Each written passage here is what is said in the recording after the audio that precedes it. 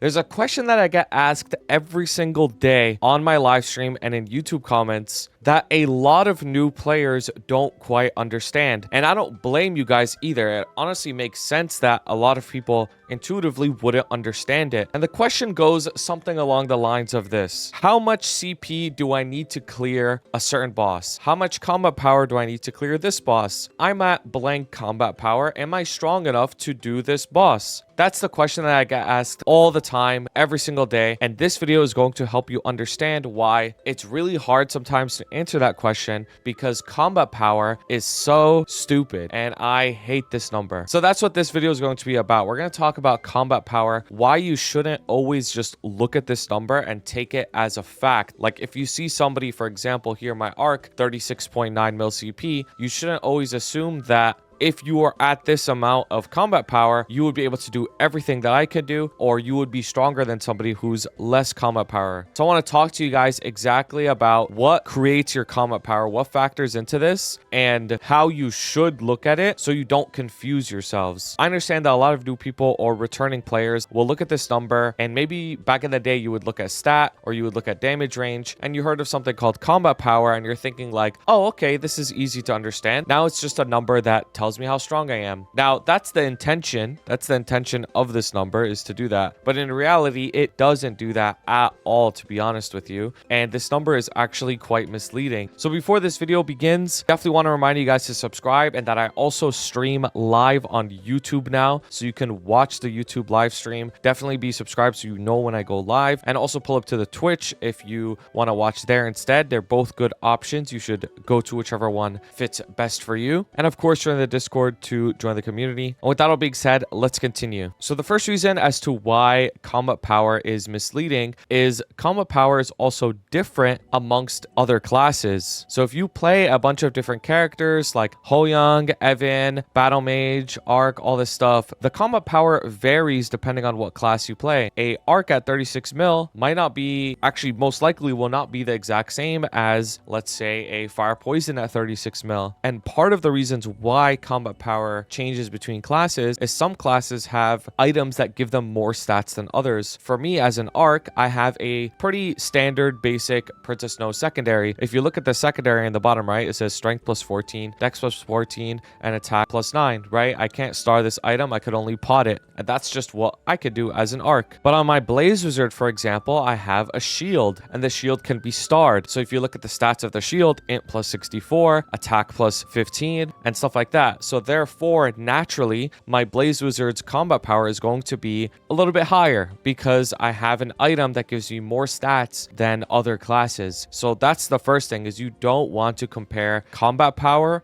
amongst other classes. This is something that I see all the time on this game. People saying, oh, my friend is at 15 mil combat power. He's able to do Hard Lotus. I'm at 18 mil combat power. I can't do it. So you should keep in mind that combat power is different amongst classes and there's variance between them, and you should not compare. If you were to compare combat power with somebody, at least have it be within the same class. The next thing I want to show you guys is what contributes to the combat power and what doesn't contribute to the combat power, and why it's a very, very big deal to know this. Because again, like I mentioned earlier in the video, you might see this number and think this is how strong I am, but there are actually so many things on this game that contribute to your damage output that are not reflected in your combat power at all. So you can get much, much, much stronger with getting literally 0 combat power increase. So that seems very confusing, right? Or sometimes you could actually get stronger while lowering your combat power, which makes things even more confusing, because if my combat power is going down, how am I getting stronger, right? So let's look at this that I've created real quick. This is a little list of things that contribute to your combat power and don't contribute to your combat power. So first of all, you have stat increases. Stat increases are things like potentials. Like if you roll a 3-line potential, that's going to increase your combat power, or upgrading your arcane symbols, that gives you stats, so that upgrades your combat power. Attack increase, same thing. Let's say you get an attack percentage line on your weapon secondary emblem, or your star forcing. Star forcing gives you stat and attack, and that will also increase your combat power.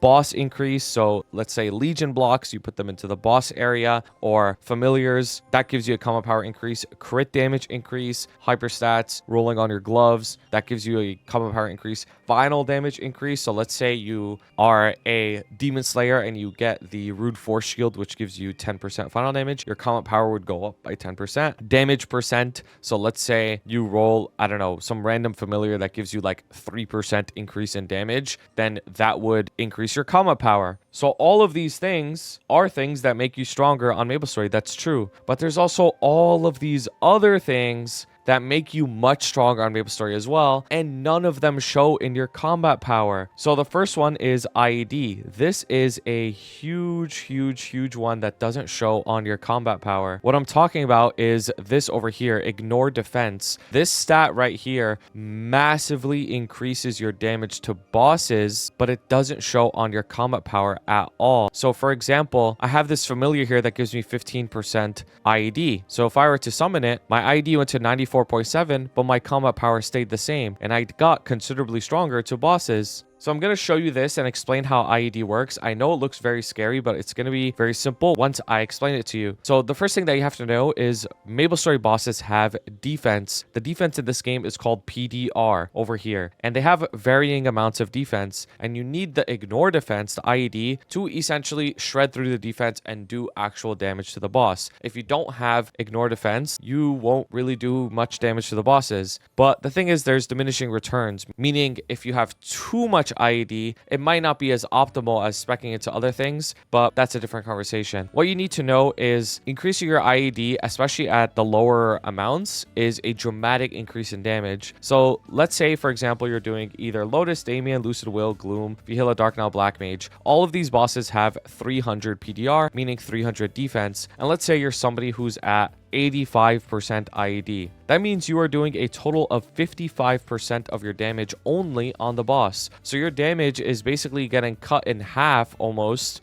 because you only have 85% IED. Let's say you go from 85% to 93%. So now you're in this column. You are now doing 79% of your damage to the boss, as opposed to 55% before. And you might see 55 and 79 and think like, oh, that's only a 24% increase. No, that's not a 24% damage increase. It's the difference between 55 and 79 as a percentage. And if you do the percentage increase from 55 to 79, it's actually a 44% increase in damage. So you're doing 1.44 times more damage just from going from 85 to 93% IED. That is a huge increase in damage, and it's not shown in your combat power at all. So you're not going to know that. You're going to see people clear End Slime, for example, for their item burn mission, and they're going to be like 7 mil combat power. You're going to enter the boss, sit there for 30 minutes, do like 50% of the boss HP, and be like, what? Why? I'm at 8 mil combat power. Why can't I do it? It's because you don't have enough IED. That's one of the many reasons why your damage isn't increasing. Another one is cooldown skip. So certain classes, their optimal inner ability is cooldown skip, meaning they have a chance to skip one of their skills and get the cooldown back up immediately. This is a massive increase in power naturally, because you're using your skills more often. Now this can actually decrease your combat power, because instead of CD skip, you might have been able to get a boss line, which increases your combat power, right? So it makes things a little tricky, because you might think it's worse, but it's actually better for you. Nodes. This is a huge one that increases your damage, but is not reflected on your combat power. So for example, let's look at my Blaze Wizard's nodes. I have this skill over here at level 25. It's level 20 in a plus 5 slot, right? So if you look at it, it says Towering Inferno final damage plus 50%, Orbital Flame plus 50%, Blazing Extinction plus 50%. So these skills, like my main skills over here, they are literally doing 50% more total damage because I have this node. If I were to take this node off, my combat power is exactly the same, but I just lost half of my damage. 50% of my damage has just been cut from these skills because I don't have the node on. So you can see how massive of a difference in power, and it's not reflected in your combat power at all. So you might see someone at the same combat power as you, but their nodes are maxed and your nodes aren't maxed. Even if you're the same class, that person's going to be way stronger than you. Hexa Matrix, another massive one that is not shown in your combat power at all and gives you so much damage. So your Hexa Matrix is your 6th job. Whenever you upgrade one of your 6th job skills, the power of the skill increases a lot. So for example, this skill over here, I don't have it unlocked, Savage Flame. If I were to unlock it, it will gain 11% final damage. So whenever I use this skill after I unlock it, it will be 1.11 times stronger. That's a huge damage increase, but none of this shows in your combat power. So here's an example. I'm going to upgrade this skill over here, Inferno Sphere. I'm going to get an additional final damage on this skill. Boom. My combat power is the exact same, but this skill, which is my burst skill, is now stronger. So my damage is going to increase, but it didn't show in my combat power. Cooldown Reduction. So this is for classes that have a cooldown reduction on their hat. Some classes like Phantom or Dual Blade, they have this, which allows them to use their skills more often, but it would actually lower their combat power because typically other classes would have a luck line, which increases your stat, which increases your combat power. Buff duration. This is a huge one for certain mages because it allows your buffs to last longer, so you're doing more damage, right? Ellie Ignore. Now this one is a little confusing, but Ellie Ignore is essentially final damage and it doesn't show on your combat power. So for example, if you open your professions tab, you're going to have these little traits that are part of your character. This one in particular, Insight, if you were to max it out, it gives you Ignore Ellie Resist plus 2.5%. You can just read that as final damage. So I'm doing 2.5% more damage because I have this. And if I max it out, it goes to 5% and my combat power will not change. So that's another one that confuses people. Level bonus / reduction. This is another thing that doesn't show on your combat power but gives you way more damage. Bosses on MapleStory have a level to them. For example, Vihila is level 250, like she herself is level 250. Gloom is level 255 and Darknell is level 265. So the level of the boss actually matters because depending on what your level is, it's going to either decrease your damage output on the boss or increase your damage output on the boss. I'm going to have this chart linked down below as well as the other things as well. But basically, if you are over 5 levels of the boss or at least 5 levels above it, you are doing an additional 20% total more damage just because you're 5 levels above. If you're the same level of the boss, you're doing 10%. And if you're lower level than the boss, you're going to have a bunch of reduction. Let's say you're 10 levels below the boss, like you're level 255 and you want to do Darknell because you unlock Darknell at level 255, but he's level 265. So he's going to be 10 levels above you. If you do it right away at 255, you're losing 25% of your total damage because you're lower level. And again, none of this shows on your combat power, so you wouldn't know this. Another one that's actually very simple is buffs. Like if you were to use a buff, your combat power would it increase. So for example, I have my combat power here and I use this buff over here that gives me 30 magic attack. 30 magic attack, pretty good buff, right? Very common buff. Boom. My combat power did not increase at all. So even buffs, you might think, why is this person doing so much more damage than me? Maybe they prepared better. Maybe they had better buffs before they entered the boss. Normal enemy damage. So this one is pertaining to mobbing. Now, normal enemy damage is actually really good for mobbing. You can get it on your hyper stats. So you can see my hyper stats for mobbing kind of look like this. I have normal damage in here and it shows you damage against normal enemies plus 43%. This is not reflected on your combat power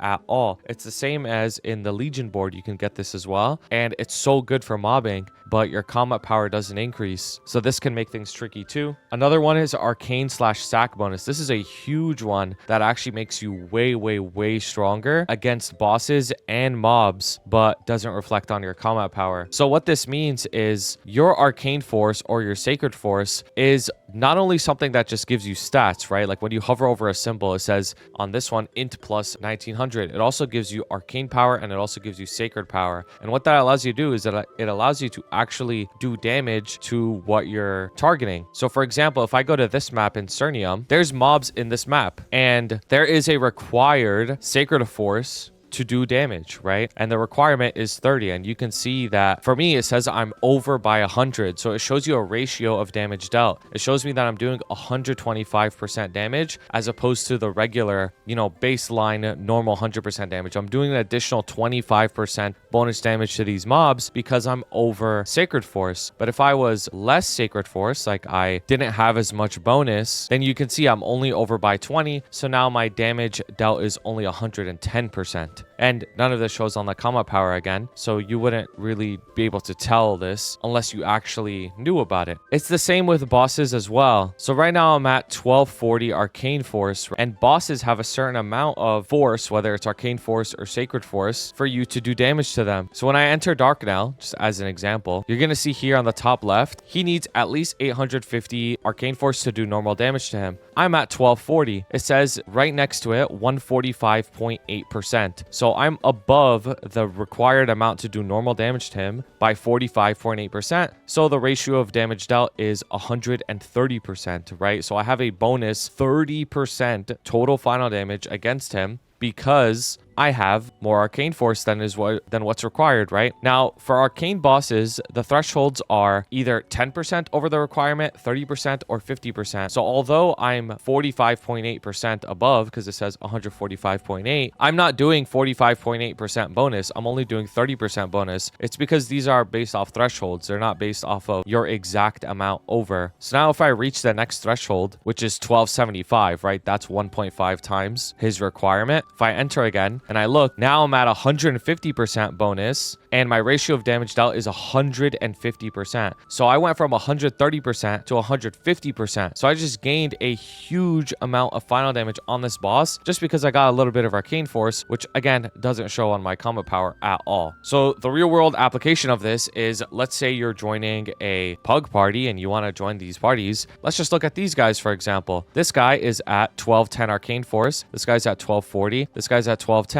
So they're all at the 1.3 threshold. But if somebody were to join their party and has max Arcane Force, they're all at 21 mil CP. If somebody were to join at 21 mil and has max Arcane Force, they're going to do way more damage on Vila because they reached the next threshold. Let's look at this party. 1210, 1240, 1200. So these guys are all at the 1.3. If this person over here, who's at 1240 Arcane Force, put more of their hyper stats into Arcane Force, they can do that and get to 1275 like I just did, they would be doing way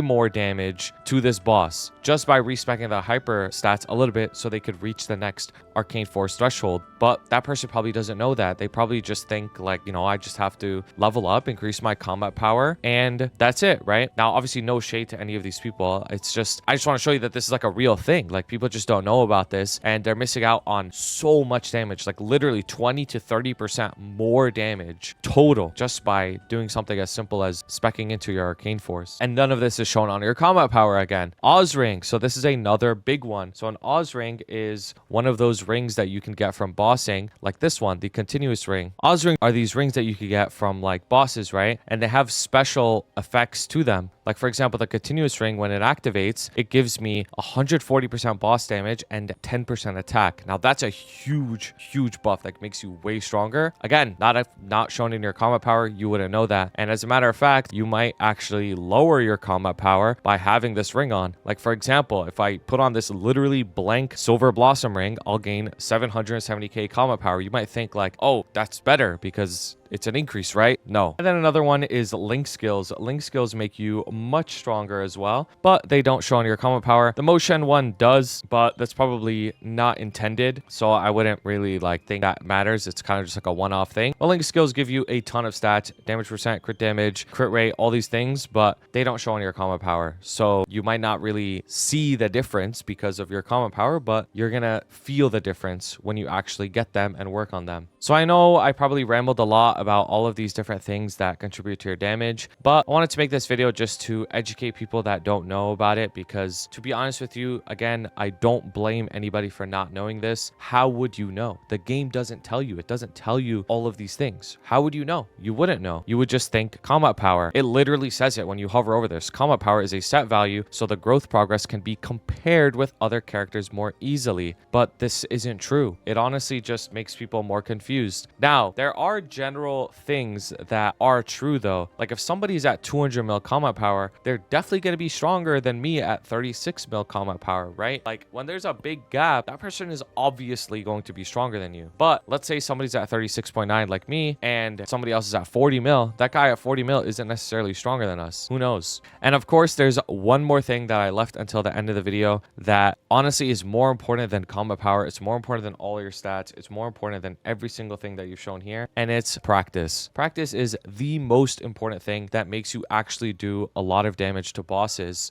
Knowing your skill rotations, knowing how to play your class, knowing the boss mechanics, having really high boss uptime, meaning hitting the boss a lot, that will increase your damage more than anything else. So for example, you might see me solo something at really low combat power and think like, whoa, like I didn't even realize that was possible. Well, a big part of it is because I know how to do the boss mechanics. I know how to play my class, right? And I don't mean that to like belittle anybody. Obviously, when I was new to the game, I didn't know shit either, right? So I just wanted to make this video to inform you guys that your damage comes from way more sources than just combat power. This isn't an end-all be-all number. You shouldn't really compare it to other people. And the best thing to do if you really want to know whether or not you clear a boss is to simply just go enter it and try it, to be honest with you. Because even if you're strong enough, you might not be conditioned or practiced enough to even do it. So the best thing to do is to go in and find out and see if you can actually do it. And if you can't, then you need to try to find out why. Maybe your ID isn't high enough. Maybe your nodes aren't high enough. And that's what you could ask. So I think a better question is, instead of saying, I'm at blank combat power, can I clear this? You could say, I entered this boss at this combat power. I couldn't clear it. Why? Why can't I clear it? And then it could turn into a whole conversation of what's your IED at? How many times have you practiced? Do you have max nodes? Etc. etc. And then we would go down the list and see where you could improve. Anyways, if you appreciate this video, definitely be sure to subscribe. Check out my many other videos on my YouTube channel. Also come to the live streams, whether it's on YouTube or Twitch. Both support me greatly. And also join the Discord where you can ask any question you want, get really fast answers, join the community, all that type of stuff. If you have any questions or if there's anything I missed out, definitely leave a comment down below. And the last thing I want to say is there's going to be a secret word to comment, so I know you watched the entire video. And the secret word is honor. Like, you know how I have honor XP down here? It's going to be the word honor. It's not going to make any sense for people who don't know, but the real ones will know. Anyways, appreciate you guys so much. Have a wonderful day. Shout out to my beautiful members, Blazefire, Shooms, Shagad, Ravi Espa, Koga, Skittles, CKJ, Vampiric X, Fresh and Juicy, Kelvin, Cloud Figs, Trashbot, Henzo, Dylan, Cloudy Quesos, Jason B, Sylvester L, JA, Russell M, Mochi Teddy, Zero Sama, Shredbot, Michael R, and Suna TM. I appreciate you guys so much. If you guys ever want to submit art, put it in the Discord fan art channel, and I'll see you for the next video.